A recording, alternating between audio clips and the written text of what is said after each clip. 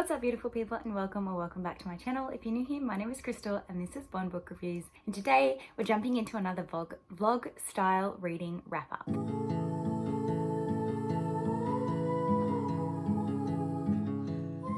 Today we are going to be talking about the books that I will be reading in the month of April. So I am actually filming this intro after the fact because I've just started doing the editing for the clips and I realized I didn't do an intro. So here you go. This is all my thoughts on the books that I read in the month of April. Enjoy. So I finished the most insane book today.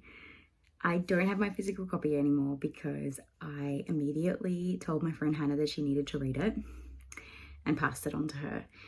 But I will put a cover up here for you. It took me on a ride. It's from an Australian author. It is their debut novel, and it follows the story of our main character who effectively removes herself from the web. She does not have a smartphone. She does not have Facebook, Instagram, any social media. The only reason she uses the internet is to run her small business.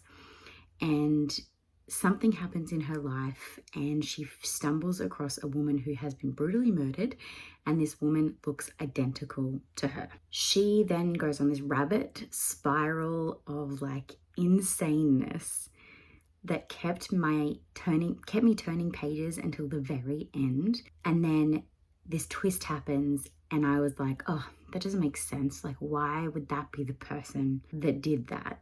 And then it continues to unravel and you're just like, holy shit. And it just made me so afraid of the dark web and the World Wide Web and how much people are able to track based on the amount of information that I have put on the internet.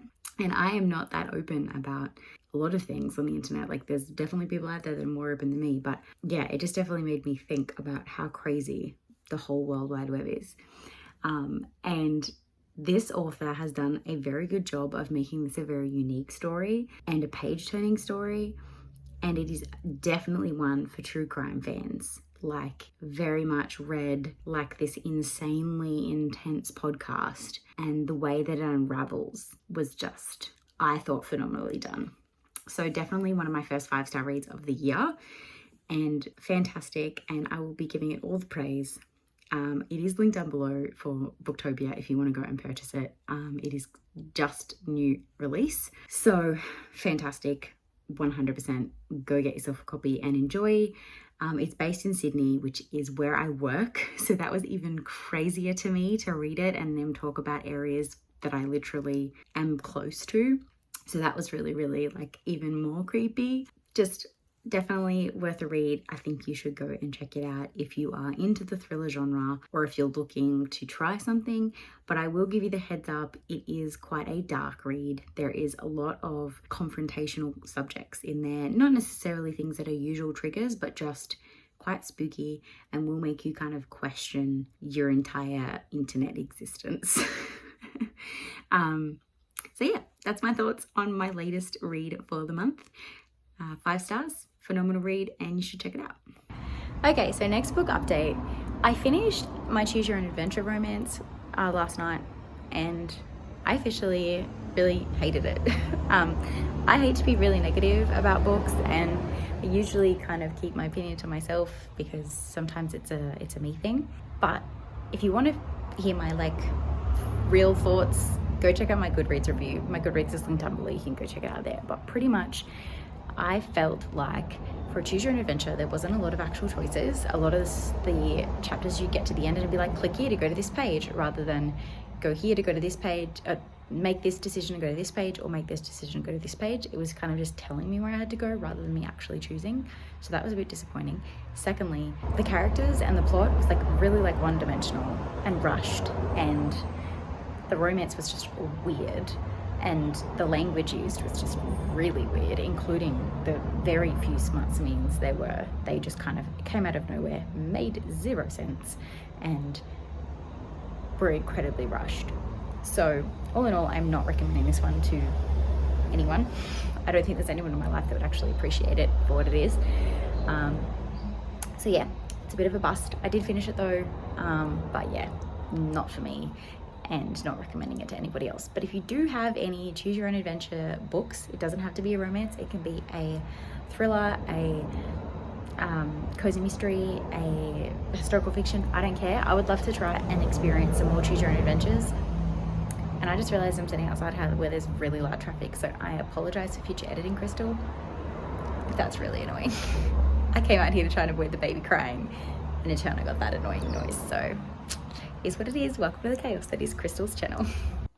So today I finished From Below by Darcy Coates, and I have so many thoughts about this that I've actually done an individual KU reading vlog for this book, so you can go and check that out. It'll be probably coming out slightly after this or before this, I'm not sure of the timing, but my full thoughts on this as I read it with a little bit of spoiler will be coming out, so you can go check that out if you're interested. But this is a non-spoiler review. So this story follows 5 divers that decide that they are going to travel down to the SS Arcadia, which vanished without a trace over 100 years ago, I think it is, during its during a routine voyage, and there was absolutely no idea why that happened. And so these people decide that they are going to travel down and investigate why this has occurred. And while they're down there, crazy things start happening, and then they're left Their purpose is straightforward: examine the wreck, film everything, and if possible, uncover how and why the supposedly unsinkable ship vanished. But Arcadia has not yet had its fill of death, and something dark and hungry watches from below. With limited oxygen and the ship slowly closing in around them, Cove and her team will have to fight their way free of the unspeakable horror now desperate to claim them. I gave this one 4.5 stars. It was one of my first Darcy Coates, and it was one of my first horror reads that I've read in a really long time. I had a really good time. It was a page turner. I really, really enjoyed it, and I do highly recommend it. It is also, as I said, available on KU, so if you want to have that, you can access it for free. I think that there is one thing in here that happened that pissed me off to no end. Something one of the main characters did, and if you've read it, you'll know what I'm talking about. But I feel like it wasn't enough to completely take away. The whole time I was reading it, I was thinking it was going to be a 5-star read until this one thing happened, and that dropped it down to a 4.5. Purely because it was just like utter stupidity. Like, it was kind of like the author needed a reason for them to go back down to the ship when they really shouldn't have, and no person in their right mind would have. And she had to create a reason. So it kind of seemed a little bit forced, but you know, she had to end it somehow. And I get that that was the way she needed to end it. So she needed this like bridging thing to happen to get them back down into the ship. And it wasn't enough to like make me hate the book, but it was enough to like take a star off, take half star off, if that makes sense. So yes, that is my next book that I'm reviewing for you. Let me know if you read it. Okay, so it is time for like the final update for the month. Today was a busy day. I managed to finish 3 books. So let's talk about those. I was on sprints with the besties. So Neva, Brittany, and the lovely Kelsey, as well as Rainey. And we all decided to impulsively read a novella that was 72 pages long, and it was called Cookies for My Orc Neighbor. And it was the most stupidest story ever. It was obviously monster smut, and the only reason why I had an enjoyable time and enjoyed reading this was the vibes that we all brought reading it together. So we had like a bunch of people in the chat reading it with us and things like that. I managed to finish it in 2 sprints, and someone else had brought up another book as well, which I'll talk about later, which I also decided to read and then finished off later. But let's talk about Cookies for My Orc Neighbor. There's really not much to explain. It is a monster novella romance where our main character falls in love with her orc neighbor, and then it's kind of like a forbidden romance, smutty novel. Like, there's really nothing to it. I will give you the heads up, there is a little bit of like a pregnancy trope that is like really weird in it. So if that's not your thing, I mean, avoid it anyways. It's a 2-star read. The only thing that made it like a 3-star was the vibe that I had reading it with everybody else.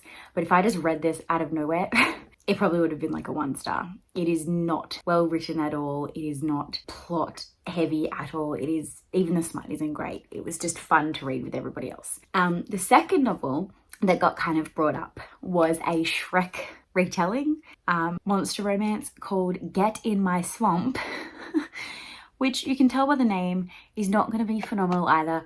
It was better written than Cookies for My Orc Neighbor, and the smut was a little better. I had an okay time reading this, but they threw in this really weird, stupid incest twist right at the end, which was not necessary to the plot and was just ew. So it went from probably like a 3-star to a 2-star for that reason. But again, I had fun reading it because I was buddy reading it with Sash from Sash Reads at the same time. So we were kind of messaging each other about it. And then the third book that I managed to finish is book, I think 14, 15, I can't even remember what number I'm up to, in the Ice Planet Barbarian series. And this one was okay, but probably some of my least favorite pairings. I didn't find myself as invested in these characters. The plot was a little bit kind of like lacking in this. It kind of jumped back and forth in timeline, which I didn't really like. I did appreciate the anxiety representation in this. As I've always said from the start when I talk about these novels, she does a great job of like representation and kind of encouraging you to see someone else's perspective. So that I can really appreciate.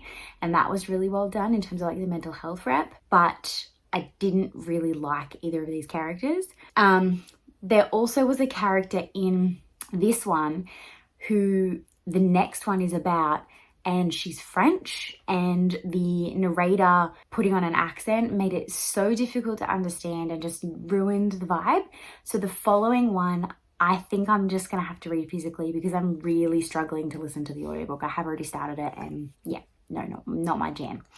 So I think I'm gonna have to physically read that. But they are the books that I ended up finishing up my month with. So I didn't actually read a lot of what I should have read this month, but I had a good reading month and I had a really good time. So let me know what you read and what your highlights were, any 5-star reads in the comments down below. And until next time, guys, thank you so much for watching. Have a great weekend and happy reading. Bye.